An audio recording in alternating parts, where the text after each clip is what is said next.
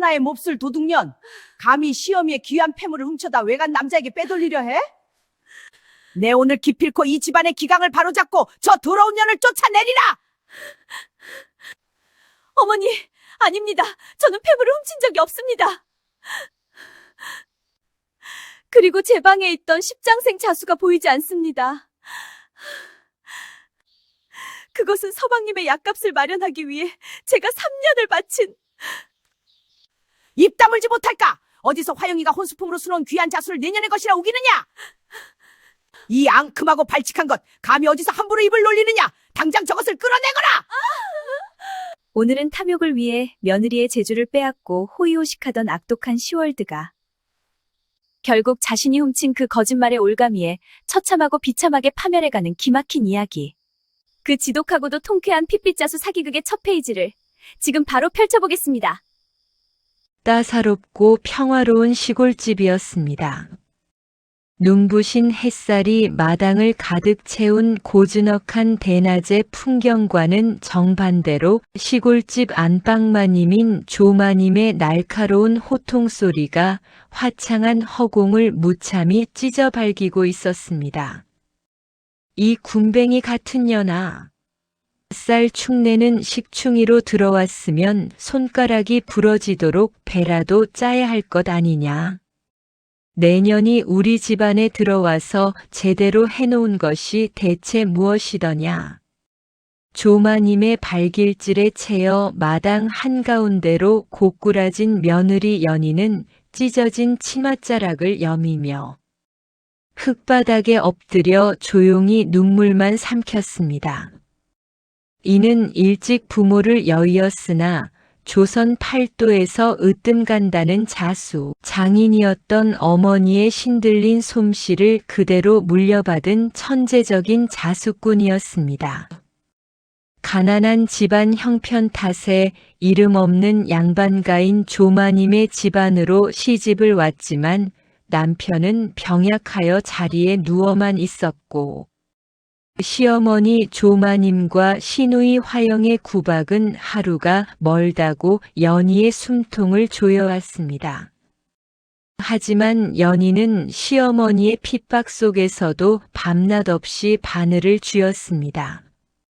병든 남편의 약값을 벌고 쇠락해가는 시댁을 일으켜 세우기 위해 연희는 자신의 모든 혼을 불어넣어 가로세로가 한 장이 훌쩍 넘는 거대한 붉은 비단 위에 십장생도를 수놓기 시작했습니다.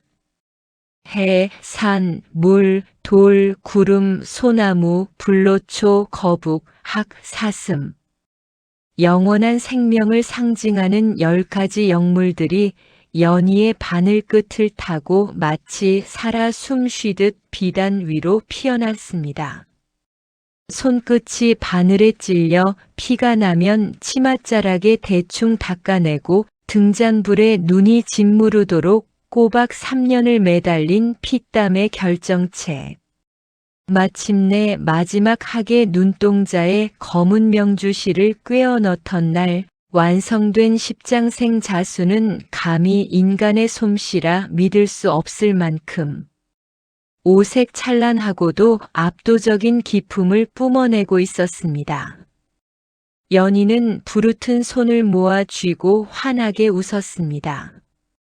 이 명품 자수라면 한양의 최고급 상단에 팔아 남편의 병을 낫게 하고 지긋지긋한 구박에서도 벗어날 수 있을 것이라 굳게 믿었기 때문입니다. 그런데 연희의 그 빛나는 희망은 탐욕에 미쳐버린 시어머니와 시누이의 검은 속내 앞에서 무참히 박살나고 말았습니다. 마루 밑에 고이 숨겨둔 십장생 자수를 우연히 보게 된 시누이 화영과 조 마님은 그 압도적인 아름다움에 입을 떡 벌렸습니다.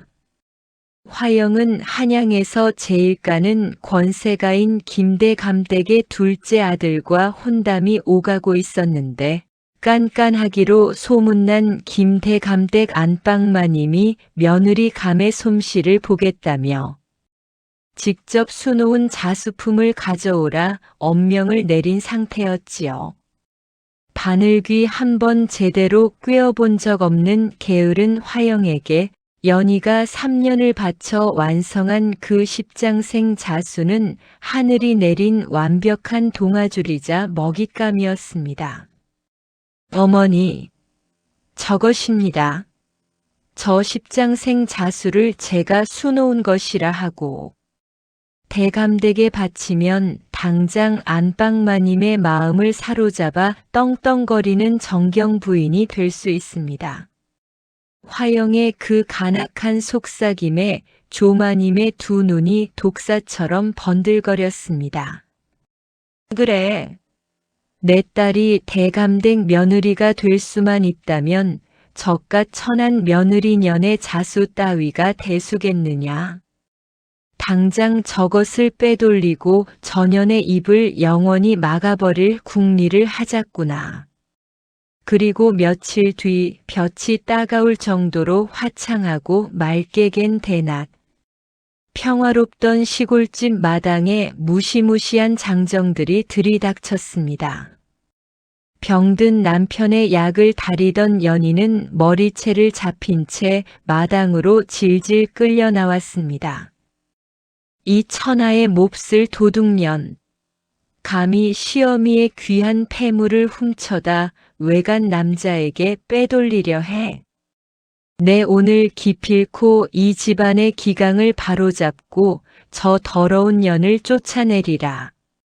조마님은 연희의 진보다리에서 훔친 은가락지를 억지로 쑤셔넣고는 고을 사람들이 다 보는 대낮의 마당에서 연희를 부정한 도둑년으로 몰아세웠습니다. 어머니, 아닙니다. 저는 폐물을 훔친 적이 없습니다. 그리고 제 방에 있던 십장생 자수가 보이지 않습니다. 그것은 서방님의 약값을 마련하기 위해 제가 3년을 바친 입 다물지 못할까? 어디서 감히 친딸 화영이가 혼수품으로 밤낮 없이 수놓은 귀한 자수를 내년의 것이라 우기느냐? 이 앙큼하고 미친년, 당장 몽둥이로 전연의 입을 찢어 놓아라. 조마님의 무자비한 매타작이 연희의 가녀린 어깨와 등을 사정없이 내리쳤습니다. 퍽, 퍽. 살이 찢어지고 피가 터져나와 흙바닥을 적셨지만 조마님과 화영은 승자의 비열한 웃음을 흘릴 뿐이었습니다. 결국 연희는 피투성이가 된 채 호적삼 하나만 걸치고 맑은 대낮 시골집에 굳게 닫힌 소슬대문 밖으로 쓰레기처럼 내동댕이 쳐졌습니다. 내 아들의 병이 깊어지는 것도 다 내년이 재수가 없어서 그런 것이다. 한 번만 더 이 근처에 얼쩡거리면 관아에 고발하여 주리를 틀 것이니 당장 썩 꺼져라. 눈부시게 화창한 대낮의 태양이 피투성이가 되어 흙바닥을 기는 연희의 비참한 등 위로 무심하게 쏟아져 내렸습니다. 평생을 바친 예술품도 병든 남편도 모두 빼앗긴 채 부정한 여인으로 낙인 찍혀 쫓겨난 가엾은 여인. 하지만 억울함에 가슴을 치며 오열하던 연희의 두 눈은 이내 쏟아지는 눈물을 말려버리며 지옥 불꽃보다 더 차갑고 서늘한 복수의 기운으로 시퍼렇게 타오르기 시작했습니다. 조마님 그리고 화영. 내 열 손가락에 피로 짠 자수를 훔쳐 호의호식하려 한 그 끔찍한 탐욕의 대가. 내 반드시 뼈골을 갈아 한양 최고의 상단을 세워 내년들이 훔쳐간 그 거짓된 바늘땀이 내년들의 목을 천천히 옭아매는 꼴을 내 두 눈으로 똑똑히 지켜볼 것이다. 가장 맑고 평화로운 대낮에 시작된 가장 처절한 핏빛 복수극. 억울하게 쫓겨난 천재 자수장이 연희가 어떤 피나는 과정을 거쳐 복수의 칼날을 갈게 될지 바야흐로 그 숨막히는 대서사시의 위대한 막이 올랐습니다. 며느리 연희의 살같이 찢어지고 손톱이 빠지도록 완성한 그 거룩한 십장생 자수를 훔쳐들고 시어머니 조마님과 얄미운 시누이 화영은 참으로 기세등등하게 한양의 최고 권세가 김대감댁의 육중한 소슬대문을 두드렸습니다.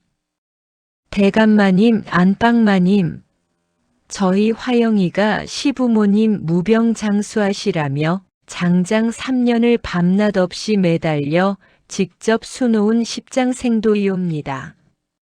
어찌나 효심이 깊고 바느질 솜씨가 신의 경지에 이르렀는지 감히 마님들 앞에 내놓기 부끄러울 지경이옵니다.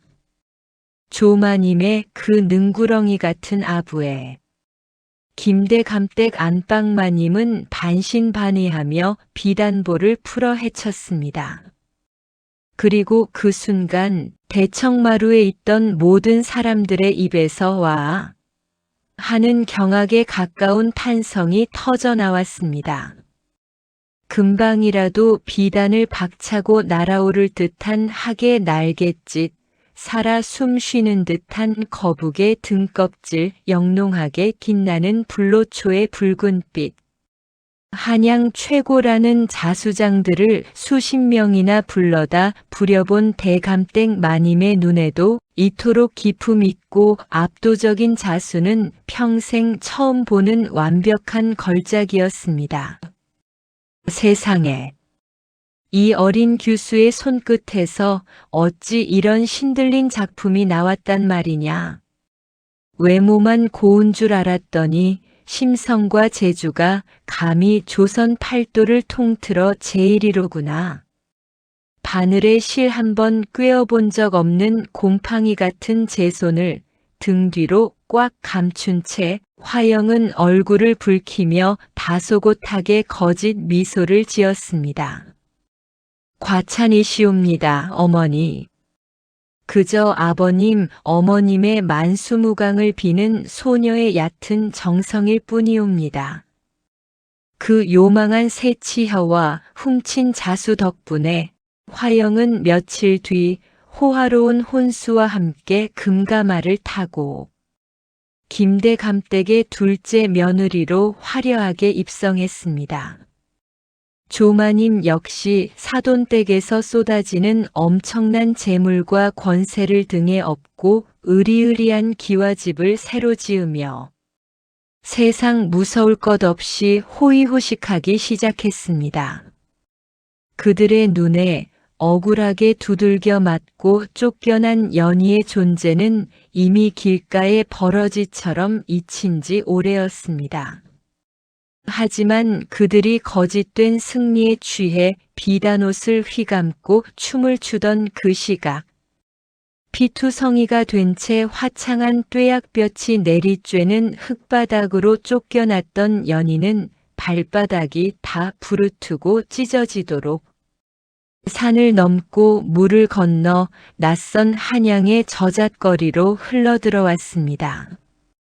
시어머니의 모진 매질에 뼈가 어긋나고 고열에 시달렸지만 그녀를 버티게 한 것은 오직 단 하나, 지옥 불꽃보다 더 뜨겁게 타오르는 도끼와 복수심이었습니다.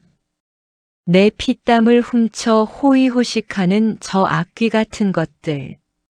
내 이대로 억울하게 길바닥에서 썩어 문드러질 줄 알더냐. 하늘이 두 쪽 나도 기필코 살아남아 저들이 훔쳐간 내 바늘땀이 저들의 숨통을 조이는 날카로운 비수가 되게 할 것이다. 연희는 장터 쓰레기 더미를 뒤져 남들이 버린 낡은 천 조각과 헌 옷가지들을 주워 모았습니다. 그리고 인적 없는 산속을 헤매며 직접 캐온 치자, 쪽, 홍화 같은 억센 풀뿌리와 열매들을 돌로 짓이겨 자신만의 비법으로 천연 염색을 하기 시작했지요. 며칠을 맹물로 배를 채워가며 피가 나는 손가락으로 다시 굽은 바늘을 쥔 연희는 그 볼품없는 자투리 천 위에 모란 꽃을 수놓고 나비를 얹어 작고 눈부시게 아름다운 주머니와 놀이개를 만들어냈습니다. 거적대기를 덮고 자면서도 밤낮 없이 술을 놓아 장터 구석에 초라한 좌판을 벌인 지 석 달째 되던 날, 한양 상권을 주름잡는 조선 최대의 비단 상단, 천하 상단의 대행수. 박영감의 예리한 눈에 연희의 자수가 띄고야 말았습니다. 아니, 이 색감과 바늘땀은 거친 자투리 천에 수놓았음에도 어찌 이리 입체적이고 기품이 넘칠 수 있단 말인가. 이것을 정녕 내가 다 수놓은 것이냐. 박영감은 연희의 천재적인 솜씨를 단번에 알아보고 무릎을 쳤습니다. 그는 연희의 억울한 사연과 도끼 어린 눈빛에서 범상치 않은 대물의 기운을 직감하고 그녀를 상단의 수석 자수장으로 전격 발탁했습니다. 최고급 명주 비단과 다채로운 금은사를 손에 쥐게 된 연희의 재능은 그야말로 날개를 단 듯 폭발했습니다. 연희가 수놓은 치마와 저고리, 병풍들은 한양의 지체 높은 대감댁 마님들과 심지어 궁궐의 빈궁들까지 앞다투어 줄을 서서 사갈 정도로 어마어마한 명성을 떨치기 시작했습니다. 그녀가 내놓는 작품마다 천정부지로 값이 치솟았고 천하 상단은 연희 덕분에 조선 최고의 부를 거머쥐게 되었습니다. 그로부터 강산이 변한다는 5년이라는 세월이 흐르는 동안 연희는 더 이상 시어머니의 매질에 울며 쫓겨나던 가엾고 힘없는 며느리가 아니었습니다. 늙은 박영감이 병으로 물러난 뒤 그녀는 특유의 영특한 머리와 결단력으로 상단을 완벽하게 장악하여 천하 상단을 이끄는 무소불위의 거상 연대행수로 완벽하게 부활해 있었습니다.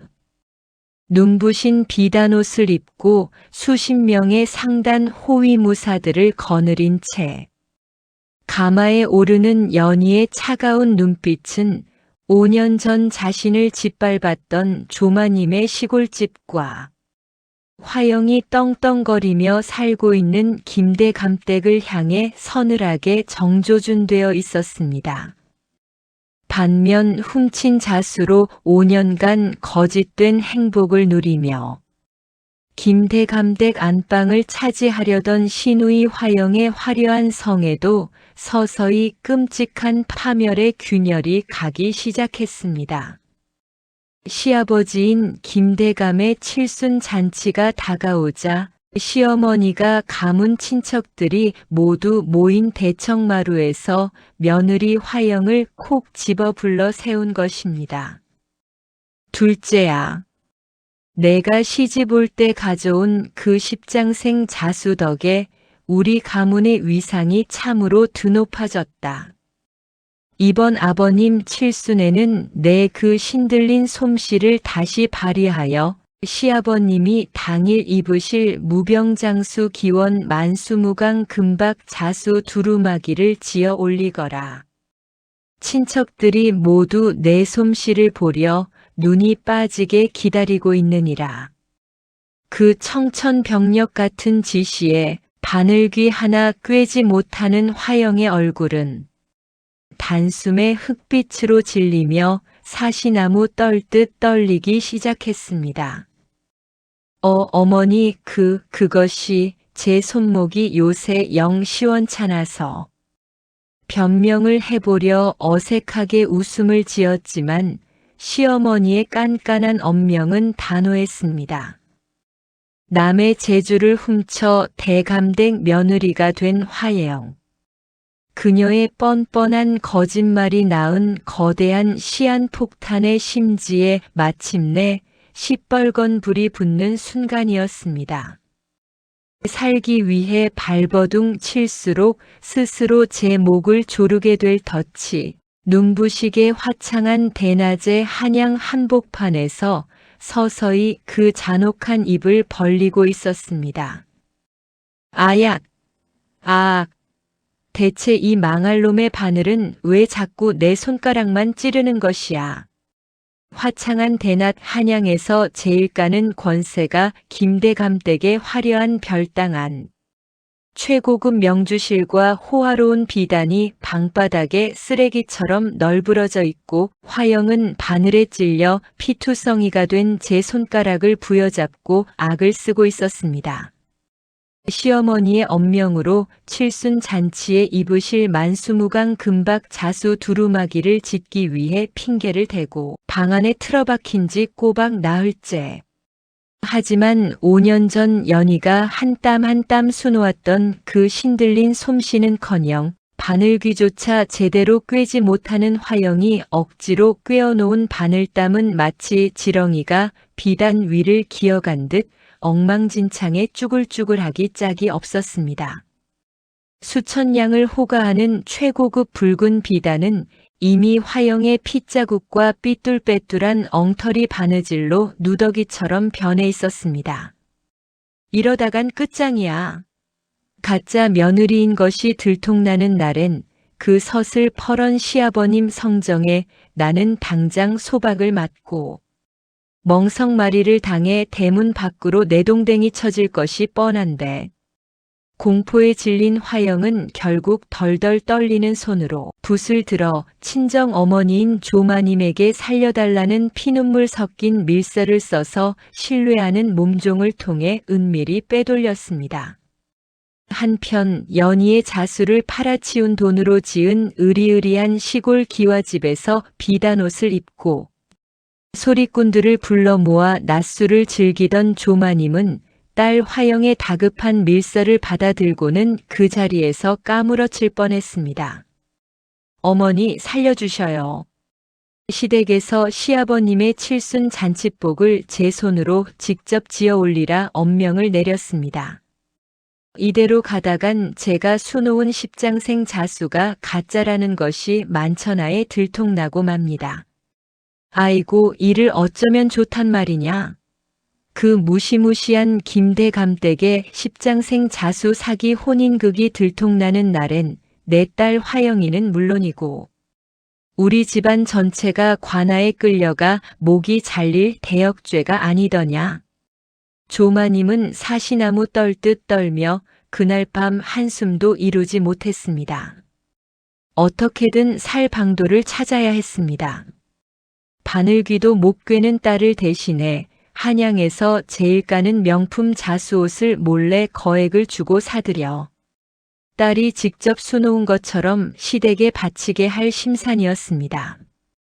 조마님은 당장 집안의 은자와 폐물을 싹싹 긁어 모아 보찜을 싸들고 맑게 갠 대낮에 사람들의 눈을 피해 은밀히 한양 최대의 상단인 천하상단으로 향했습니다. 하지만 조마님은 꿈에도 몰랐습니다. 조선 팔도 상권을 쥐락펴락하는 천하상단의 대행수가 바로 5년 전 자신이 몽둥이 찜질을 해 내쫓았던 그 며느리 연희라는 사실을 말입니다. 천하상단의 거대한 집무실, 화려한 진주 발 뒤에 앉아 장부를 넘기던 연 대행수의 붉은 입술에 차갑고 서늘한 조소가 번졌습니다. 연희는 한양에 깔아둔 수많은 정보원들을 통해 김대감댁의 칠순 잔치 소식과 화영이 겪고 있는 그 끔찍한 압박감을 이미 샅샅이 꿰뚫어보고 있었습니다. 조마님이 은밀히 명품 자수 두루마기를 구하러 우리 상단으로 오고 있다 하였느냐? 훌륭하다. 마침내 내 피눈물을 삼킨 그 독사 같은 것들이 스스로 목을 매달 동아줄을 사러 제 발로 기어들어오는구나. 연희는 상단의 은밀한 금고를 열어 지난 5년간 이 복수의 날만을 위해 특별히 제작해둔 눈부신 붉은색 비단 두루마기를 꺼내 들었습니다. 겉보기에는 황금실로 만수무강이라는 글자가 압도적인 기품을 뿜어내며 촘촘하게 수놓아져 있었고, 그 아름다움은 과거의 십장생 자수를 능가할 정도로 완벽하고 화려했습니다. 하지만 그 황금실에는 연희만이 아는 끔찍한 저주가 숨겨져 있었습니다. 연희는 특수한 산성즙을 먹여 삭혀버린 아주 약한 명주실에 금가루를 교묘하게 더씹혀 술을 놓았던 것입니다.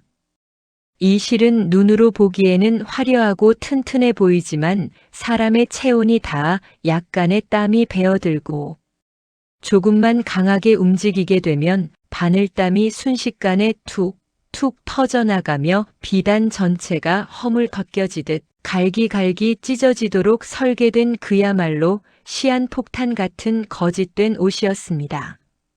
어머님, 5년 전 대낮에 제 손가락에 피를 뽑아 당신 딸을 호의호식하게 하셨지요. 이제 제가 당신 딸을 위해 지은 이 세상에서 가장 화려한 수의를 입혀드릴 차례입니다. 얼마 뒤 얼굴에 검은 쓰개치마를 푹 눌러쓴 조마님이 주위를 두리번거리며 천하상단의 문을 두드렸습니다. 상단의 행수가 내어온 그 눈부신 황금 자수 두루마기를 본 조마님은 너무 놀라 입을 떡 벌렸습니다. 아니, 조선 천지에 이리도 아름다운 자수가 있다니. 마치 하늘의 선녀가 내려와 지은 것 같사옵니다. 이것만 있으면 우리 화영이는 대감댁에서 영원히 사랑받는 정경 부인이 될 것이야. 하지만 기쁨도 잠시 그 값이 문제였습니다. 진주 발 뒤에 앉은 대행수가 부른 값은 조마님이 긁어온 은자의 10배가 훌쩍 넘는 으리으리한 기와집, 10채를 통째로 살 수 있는 천문학적인 액수였습니다. 이렇게 비쌀 수가. 하지만 이것을 구하지 못하면 우리 모녀의 목숨이 날아갈 판이니. 조마님은 눈이 뒤집혀 이성을 잃고 말았습니다.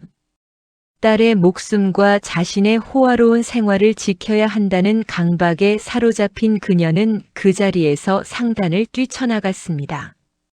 그리고 고을에서 가장 피도 눈물도 없기로 소문난 악덕 고리대 금업자를 찾아가 자신이 살고 있는 으리으리한 시골 기와집과 그동안 사들인 남은 전답을 모조리 담보로 잡혔습니다. 심지어 한 달만 이자가 밀려도 집과 땅을 모두 빼앗긴다는 독소 조항이 적힌 어음까지 덜덜 떨리는 손으로 도장을 찍어가며 기어코 거액의 돈을 빌려 그 두루마기를 사들였습니다. 집문서를 넘기면서도 조마님의 뇌리에는 오직 딸을 위기에서 구했다는 안도감과 대감댁의 사돈이라는 허울 좋은 탐욕만이 가득했습니다. 진주 발 뒤에서 그 모든 참상을 얼음장처럼 차가운 눈으로 지켜보던 연희는 조마님이 서명한 그 고리대 금업자의 집문서 담보어음을 조용히 건네받아 불기운에 비춰보았습니다. 사실 그 악덕 고리대 금업자조차 연희가 상단의 자금으로 뒤에서 몰래 조종하는 수하에 불과했습니다. 어리석고도 가련한 것.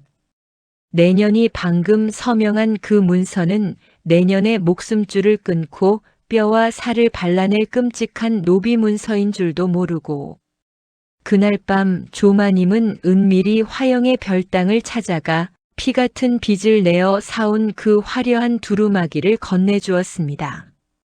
화영은 옷을 품에 안고 뛸 듯이 기뻐하며 춤을 추었지요. 어머니, 역시 어머니밖에 없습니다. 이 완벽한 자수 옷을 보면 아버님과 어머님도 감동하여 제게 대감댁의 곳간 열쇠를 모두 넘겨주실 것입니다. 그 천한 연인연의 자수 따위는 생각도 나지 않을 만큼 훌륭합니다. 두 모녀는 서로의 손을 맞잡고 세상을 다 가진 듯 교만하고도 비릿한 웃음을 터뜨렸습니다. 하지만 그들은 꿈에도 몰랐습니다.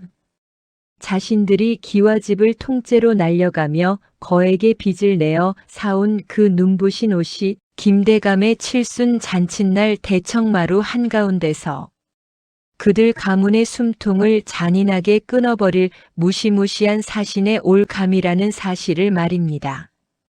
가장 화려하고 성대한 잔치를 앞둔 폭풍전야의 고요함 속에서 피도 눈물도 없는 가장 자비 없는 복수의 덫이 마침내 그 서늘한 이빨을 드러내고 있었습니다.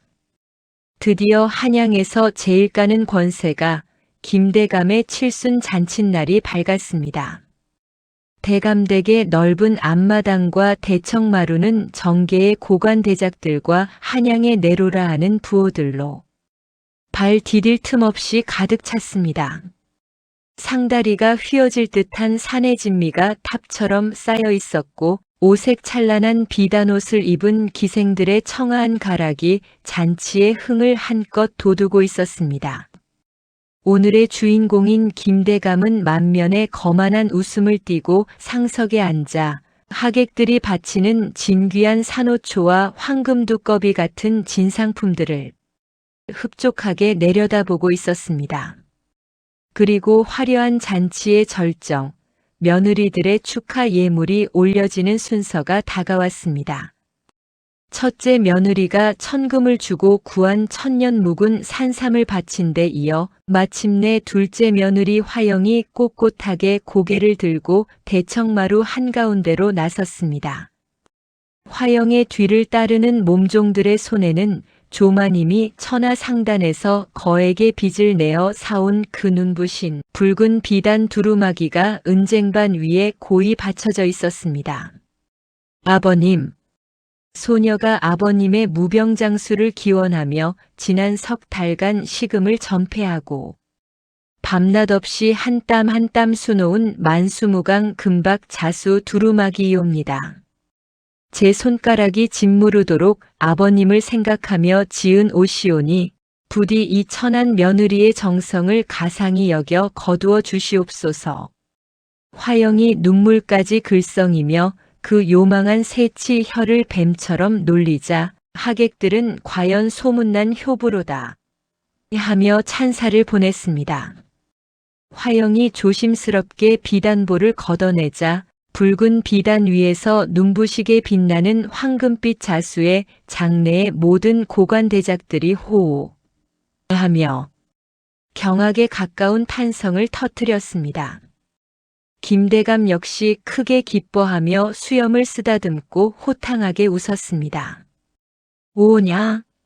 과연 내 둘째 며느리의 솜씨는 5년 전이나 지금이나 조선 팔도에 당할 자가 없구나. 이토록 찬란하고 기품 있는 옷은 내 평생 처음 본다.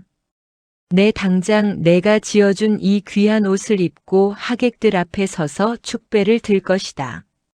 김대감은 자리에서 벌떡 일어나 기존에 입고 있던 겉옷을 훌렁 벗어 던지고 화영이 받친 그 화려한 붉은 두루마기를 걸쳤습니다. 옷태는 완벽했고 따가운 대낮의 햇빛을 받아 반짝이는 황금 자수는 대감의 위엄을 하늘 끝까지 드높여주는 듯 했습니다. 화영은 속으로 쾌재를 부르며 힐끗 하객석에 앉은 시어머님과 눈을 마주치고 비릿한 승리의 미소를 교환했습니다. 성공이다. 이제 대감댁의 모든 권세와 저 엄청난 곳간 열쇠는 완벽하게 내 차지다. 김대감이 하객들을 향해 옥으로 만든 술잔을 높이 치켜들며 우렁찬 목소리로 축배의 덕담을 외치려 두 팔을 번쩍 들어 올린 바로 그 순간이었습니다. 투둑, 쩌적, 찌지직, 청천벽력보다 더 끔찍하고 소름 끼치는 파열음이 고요해진 대청마루의 허공을 날카롭게 찢어발겼습니다. 김대감의 체온이 비단에 닿아 미세한 땀이 배어들고 축배를 들기 위해 팔을 크게 움직이는 그 작은 마찰력. 그 순간 연희가 치밀하게 산성즙을 먹여 조작해둔 황금 명주실들이 마치 가을 낙엽이 불에 타 바스러지듯 사방으로 툭 툭 터져나가기 시작한 것입니다. 아하니, 이게 무슨 소리냐? 김대감이 기겁을 하며 치켜들었던 팔을 내리려 했지만 이미 돌이킬 수 없었습니다. 어깨 부분의 실밥이 연쇄적으로 터져나가며 최고급 붉은 비단이 쩍 갈라졌고 만수무강을 기원하며 화려하게 수놓아져 있던 금박 자수들은 마치 허물 벗는 뱀피처럼 혹은 문둥병 환자의 살점처럼 흉측하게 뜯어져 대청마루 바닥으로 후두둑 쏟아져 내렸습니다.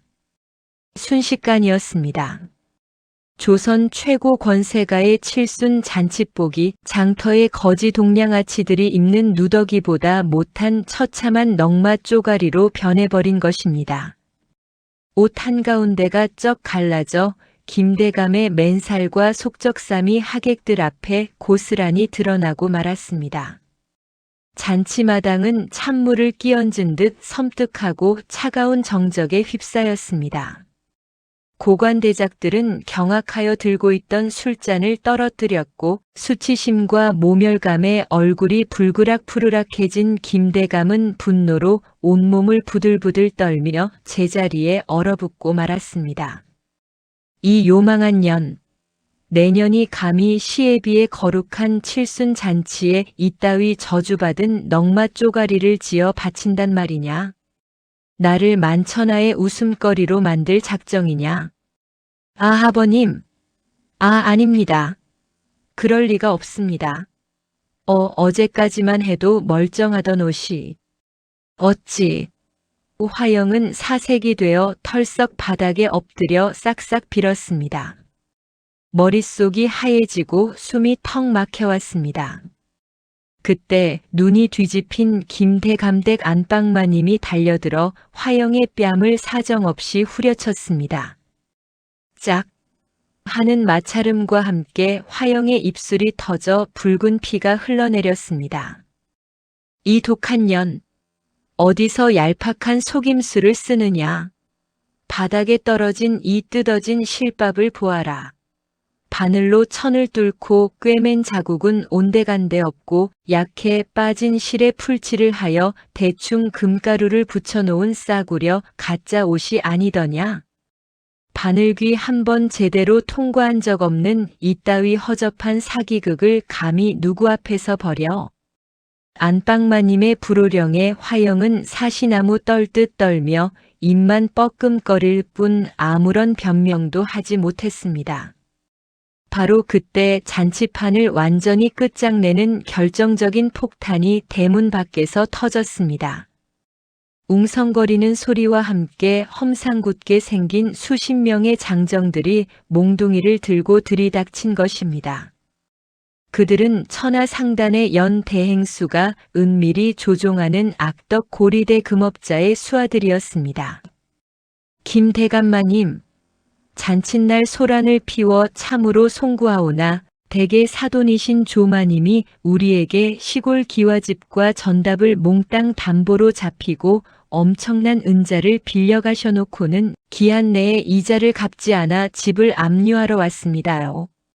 듣자 하니 조마님이 그 돈으로 한양천하 상단에서 저 가짜 금박 두루마기를 거액을 주고 사들여 딸에게 주었다던데 어찌 빚은 안 갚고 잔치판에서 호의호식하고 계십니까? 그 사채업자 수하의 쩌렁쩌렁한 폭로는 5년 동안 아슬아슬하게 유지되어 온 화영과 조마님의 사기, 혼인극에 완벽하고도 자비 없는 사형 선고를 내렸습니다. 김대감은 기가 막혀 피를 토할 듯한 표정으로 핏대를 세우며 소리쳤습니다. 내 인연.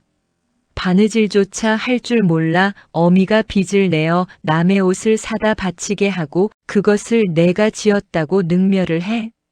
그렇다면 5년 전 내가 수놓았다는 그 신들린 십장생 자수조차 모두 새빨간 거짓이었단 말이더냐? 이 천하의 몹쓸 사기꾼년, 내 가문을 능멸한 이 요물 같은 년을 당장 끌어내라. 내년이 입고 있는 비단옷과 폐물조차 모두 우리 집안의 것이니 당장 호적삼만 남기고 모조리 벗겨 대문 밖으로 내동댕이 쳐라. 하인들이 득달같이 달려들어 화영의 머리채를 휘어잡았습니다. 발버둥 치는 화영의 화려한 비단 저고리와 금가락지, 옥비녀가 모조리 거칠게 벗겨져 나갔습니다. 화영은 짐승처럼 울부짖으며 맨발로 질질 끌려가 대문 밖 흙바닥으로 짐짝처럼 내던져졌습니다. 한편 한양에서 수십 리 떨어진 조마님의 으리으리한 시골 기와집 역시 처참한 쑥대밭이 되어 있었습니다. 천하 상단의 명을 받은 빚쟁이 장정들이 들이닥쳐 조마님의 집문서와 땅문서를 흔들며 가재도구를 모조리 마당으로 끌어내어 부수고 있었지요. 아이고, 이놈들아. 내 딸이 김대감댁 둘째 며느리다. 감히 어느 안전이라고 쳐들어와 행패냐. 조마님이 악을 쓰며 장정의 바짓가랑이를 붙잡고 발버둥 쳤지만 장정들은 콧방귀를 뀌며 조마님을 무자비하게 발로 걷어찼습니다. 흥, 잠꼬대 같은 소리하고 자빠졌네. 내년 딸려는 조금 전 그 가짜 자수 사기극이 들통나 소박을 맞고 거지가 되어 쫓겨났다. 이 집과 땅은 오늘부로 이자를 갚지 못한 내년들을 대신해 우리 대행수 마님께로 완벽하게 넘어갔다. 당장 빈몸으로 썩 꺼지지 못할까? 조마님은 그 자리에 철퍼덕 주저앉아 넋을 잃고 말았습니다. 딸의 소박 소식과 전 재산 몰수, 하늘이 무너져 내리고 땅이 꺼지는 청천벽력이 따로 없었습니다. 머리채를 잡힌 채 맨몸으로 끌려나간 조마님은 5년 전 자신이 며느리 연희를 내쫓았던 바로 그 굳게 닫힌 소슬대문 앞에서 흙바닥을 뒹굴며 오열했습니다. 따가운 대낮의 햇살 아래 5년 전 연희가 흘렸던 그 억울한 피눈물의 자리에 이제는 알거지가 된 늙은 조마님과 한양 길바닥에 버려진 화영이 짐승처럼 통곡하고 있었습니다. 연희가 쳐놓은 완벽하고도 잔혹한 거미줄에 걸려 남의 재주를 탐낸 대가로 뼈와 살이 갈기갈기 뜯겨나가는 참혹하고도 완벽한 역지사지의 쾌감이었습니다. 그로부터 며칠의 잔혹한 시간이 흘렀습니다. 한양의 번화한 저작거리, 고기 굽는 냄새와 화려한 비단 가게들이 늘어선 골목 어귀에 썩은 시궁창 냄새를 풍기는 2명의 비참한 거지가 웅크리고 있었습니다.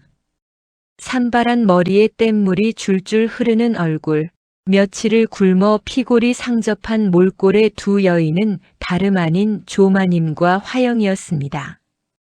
대감댁에서 맨발로 쫓겨난 화영과 시골 기와집을 빼앗기고 한양까지 거짓골로 걸어 올라온 조마님. 2 모녀는 길바닥에 버려진 썩은 시래기를 두고 들개들과 다투며 주워 먹을 정도로 철저하게 바닥으로 추락해 있었습니다. 화영의 그 곱던 손발은 동상과 상처로 짓무르고 고름이 터져 파리가 들끓었고 평생 남을 부리며 호의호식하던 조마님은 허리가 굽은 채 지나가는 사람들의 바짓가랑이를 붙잡고 구걸하다 발길질을 당하기 일쑤였습니다. 어머니, 배가 고파요. 제발 따뜻한 밥 한 숟가락만. 화영이 흙투성이가 된 손으로 조마님의 소매를 붙잡고 짐승처럼 앓는 소리를 냈습니다. 조마님은 피눈물을 흘리며 딸을 부둥켜 안았습니다. 조금만 참아라. 저기 고을 한복판에 있는 조선 제1의 상단, 천하 상단에서 오늘 점심에 가난한 자들에게 밥을 나누어 준다더구나. 거기로 가보자꾸나. 2 모녀는 살기 위해 짐승처럼 땅을 기어 으리으리하고 거대한 천하 상단의 뒷문 앞으로 향했습니다. 수십 명의 거짓대 틈바구니에 섞여 냄새나는 쪽박을 내밀고 있던 그때였습니다. 굳게 닫혀있던 상단의 육중한 대문이 묵직한 소리를 내며 열리더니 수십 명의 호위무사들과 몸종들이 길을 열고 도열했습니다. 그리고 눈이 부시도록 화려한 옥색 비단 치마에 금박, 저고리를 입은 상단의 대행수 마님이 기품 넘치는 자태로 뒷짐을 진 채 대문 밖으로 걸어 나왔습니다. 마님, 대행수 마님, 제발 저희 모녀에게 쉰내 나는 밥찌꺼기라도 좋으니 한 술만 적선해 주시옵소서. 며칠을 굶어 숨이 넘어갈 것 같사옵니다. 조마님과 화영은 감히 대행수의 얼굴을 올려다볼 생각조차 하지 못한 채 흙바닥에 머리를 짓이기며 필사적으로 쪽박을 내밀어 애원했습니다. 그때 머리 위에서 한겨울 얼음장보다 더 차갑고 서늘한, 그러나 뼛속 깊이 익숙한 목소리가 들려왔습니다. 그 천박하고 탐욕스러운 입에서 나오는 구걸 소리는 5년 전이나 지금이나 참으로 듣기 역겹구나. 남의 피눈물을 빨아먹고 찐 살들은 다 어디 가고 이리 흉측한 가죽만 남았는가. 순간 등골을 타고 오르는 섬뜩한 소름에 조마님과 화영은 숨을 헉 들이켜며 서서히 고개를 들어 올렸습니다. 따가운 대낮에 햇살을 등지고 서서 자신들을 벌레 보듯 싸늘하게 내려다보는 안방마님. 오색 찬란한 비단옷을 입고 위풍당당하게 서 있는 그 거대한 권력자는 다름 아닌 5년 전 자신들이 피투성이로 만들어 쫓아냈던 며느리 연이었습니다. 아하니, 너 내가 어찌 내년이 정령 연이란 말이냐? 조마님의 두 눈이 기겁을 하며 튀어나올 듯 커졌고 화영은 짐승처럼 비명을 지르며 뒤로 낮아빠졌습니다. 며느리가 천하상단의 대행수라니 자신들이 거액의 빚을 내어 가짜 자수 두루마기를 샀던 곳, 그리고 자신들의 집과 땅을 모조리 빼앗아간 그 악덕 고리대 금업자의 진짜 배후가 모두 이 며느리 연이었다는 끔찍한 진실이 벼락처럼 두 모녀의 뇌리를 강타했습니다. 연희는 사시나무 떨듯 바닥을 기는 조마님을 향해 비릿하고도 잔혹한 미소를 지었습니다. 그래, 내 열 손가락의 피와 땀으로 지은 십장생 자수를 도둑질하여 대감댁의 권세를 누리니 5년 동안 참으로 행복하셨습니까? 바늘귀 하나 꿰지 못하는 내년의 딸년에게 내가 특별히 산성즙을 먹여 삭힌 실로 지은 황금 두루마기를 팔았건만 칠순 잔칫날 옷이 찢겨나갈 때의 기분은 어떠하더냐? 내년이 일부러 우리를 죽이려고 그 덫은 내가 친 것이 아니라 내년들의 그 알량하고 더러운 탐욕이 스스로 파놓은 무덤일 뿐이지. 연희는 품에서 붉은 도장이 찍힌 낡은 문서 하나를 꺼내어 조마님의 눈앞에 흔들었습니다. 그것은 조마님이 시골 기와집을 담보로 잡히고 돈을 빌렸을 때 찍었던 그 어음, 바로 노비 문서였습니다. 어머님, 5년 전 내 뺨을 치고 나를 부정한 도둑년으로 몰아 쫓아낼 때 분명 이리 말씀하셨지요. 다시는 눈앞에 얼쩡거리지 말라고. 허나 어쩌나. 이 문서는 내년들이 진 막대한 빚을 갚지 못해 나와 내 상단에 영구히 귀속된 종신 노비 문서이다. 내년들은 죽어서 백골이 되기 전까지는 내 발밑을 결코 벗어날 수 없다는 뜻이지. 그제야 사태를 파악한 조마님과 화영은 피가 나도록 흙바닥에 이마를 찌으며 발악하듯 빌기 시작했습니다. 아이고 연희야. 아니 대행수 마님. 내가 미쳤지. 내가 눈이 멀어 짐승만도 못한 짓을 저질렀다. 제발 이 어미를 용서해 다오. 우리가 한 가족이 아니더냐. 제발 목숨만은 살려다오. 화영 역시 눈물 콧물을 쏟으며 연희의 비단 치맛자락을 붙잡으려 했습니다. 새언니, 제가 잘못했습니다. 제발 한 번만 거두어 주셔요.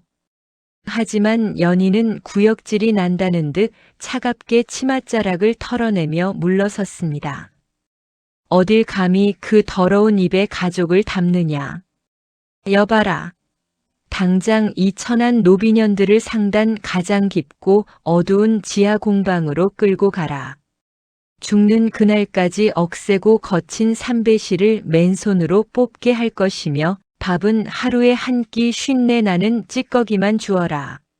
만약 손가락에 피가 나지 않거나 조금이라도 요령을 피운다면 가죽 채찍으로 등가죽을 벗겨버릴 것이다. 안 돼. 아, 살려주셔요. 수십 명의 장정들이 득달같이 달려들어 조마님과 화영의 머리채를 휘어잡고 질질 끌고 가기 시작했습니다. 5년 전 연희가 흘렸던 그 피눈물의 수천 배에 달하는 처절한 비명소리가 대낮에 하늘을 찢어놓았지만 거리를 지나는 그 누구도 희대의 사기꾼 모녀에게 동정 어린 시선을 주지 않았습니다. 짐승처럼 울부짖으며 지하 공방의 어둠 속으로 영원히 처박히는 두 모녀의 비참한 뒷모습을 바라보며 연희는 천천히 고개를 들어 눈부시게 화창한 대낮의 태양을 마주보았습니다. 지난 5년간 가슴속을 시퍼렇게 멍들게 했던 지독한 원한과 억울함이 마침내 흔적도 없이 속 시원하게 녹아내리는 참으로 완벽하고도 잔혹한 인과응보의 완성이었습니다. 자, 은하수 이야기 보따리 시청자 여러분. 오늘의 마라맛 복수국 대서사시 속이 아주 뻥 뚫리셨습니까? 어설픈 용서나 눈물 찔끔 흘리는 화해 따위는 애초에 존재하지 않았습니다. 며느리의 피눈물 어린 십장생 자수를 훔쳐 호의호식하던 악독한 모녀가 결국 자신이 쳐놓은 거짓말에 덫에 걸려 평생 피를 흘리며 삼배시를 뽑는 노비로 전락해버린 완벽한 핏빛 참교육이었습니다. 세상을 살다 보면 남의 공을 가로채고 약자를 짓밟으며 뻔뻔하게 고개 쳐들고 사는 악당들이 참으로 많습니다. 당장 눈앞의 권세와 탐욕에 눈이 멀어 하늘 두려운 줄 모르던 조마님과 화영처럼 말이지요. 허나 남의 눈에 피눈물을 내고 뺏은 재물은 결국 제목을 조르는 가장 날카로운 비수가 되어 돌아온다는 기막힌 인과응보의 진리를 오늘 연희의 서늘하고도 지혜로운 반격을 통해 다시금 가슴 깊이 새겨봅니다. 오늘의 가차없는 복수국이 여러분의 묵은 스트레스를 명치 끝까지 싹 날려버렸다면 잊지 마시고 구독과 좋아요, 알림 설정까지 꼭 눌러주시길 간곡히 부탁드립니다. 그리고 가짜 옷이 찢어지며 만천하에 들통난 시누이의 통쾌한 몰락과 지하 공방으로 끌려간 시어머니의 최후에 대한 여러분의 속 시원한 감상평도 아래 댓글 보따리에 아낌없이 남겨주셔요. 여러분의 댓글 한 줄이 저에게는 조선 최고의 명품 자수보다 더 값진 응원이 된답니다. 늘 건강 유의하시고 댁내에는 연희의 으리으리한 상단처럼 복과 재물이 넘쳐나며 억울함 없는 맑은 웃음꽃만 만발하시기를 두 손 모아 기원하겠습니다. 저는 다음 시간에도 여러분의 심장을 쫄깃하게 만들 기상천외하고 쫀득쫀득한 이야기 보따리를 한가득 둘러매고 밝은 얼굴로 다시 찾아오겠습니다. 지금까지 여러분의 다정한 이야기 동무 은하수 이야기 보따리였습니다. 고맙습니다.